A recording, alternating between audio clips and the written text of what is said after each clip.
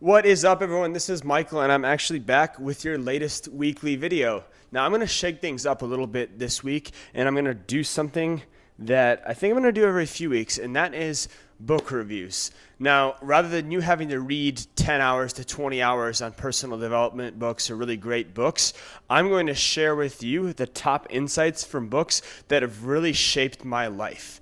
And this week, I am going to be reviewing The Mastery of Love and giving you the high takeaways, the best parts of this book, and how I've been able to use it. So without further ado, let's get into it.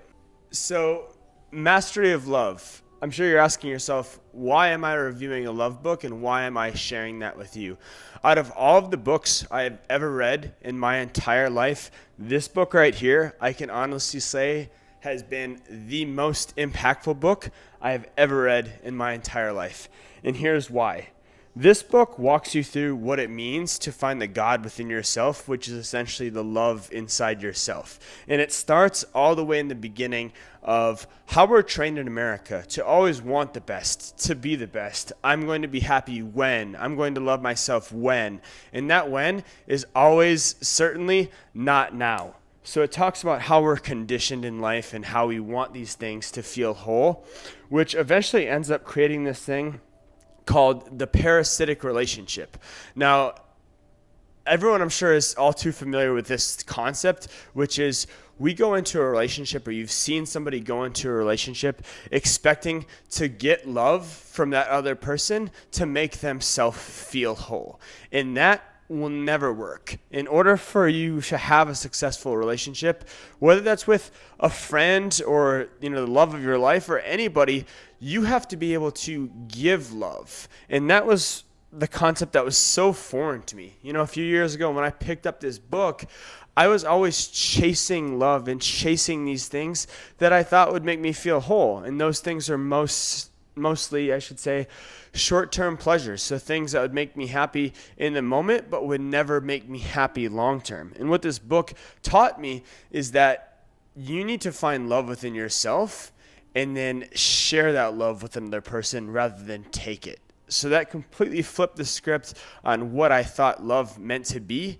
And then in terms of actually finding that love, because everyone tells you that, what's the old saying where they say, you're going to have to love yourself before you can love anybody else. That's great, but how do I actually apply that?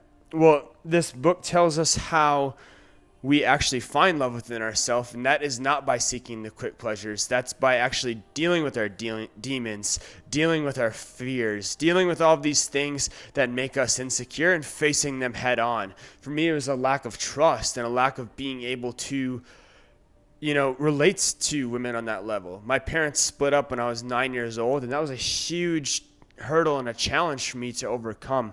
But by dealing with that and telling myself that not every person is the same and developing that trust and dealing with that demons, I was able to fix a lot of the things that were causing me pain. And now when I approach things, I never come at it from an angle of what can I take? I'm thinking of what can I give? And to wrap this up, the number one takeaway I would say that we could all relate to from this book is asking ourselves, what do I have to give? As you're going throughout your week and going throughout your day, rather than asking yourself, what can I take from somebody else? Think, what do I have to give? Because when you go from an angle of giving rather than taking, you're going to feel better in your life. You're going to attract better energy and better people to your circle, and your life is going to explode like you can't believe. I can firsthand attest to this. I was one of the most selfish people I think I had known around, and I was always wondering about what's in it for me. And the second I had switched that in my brain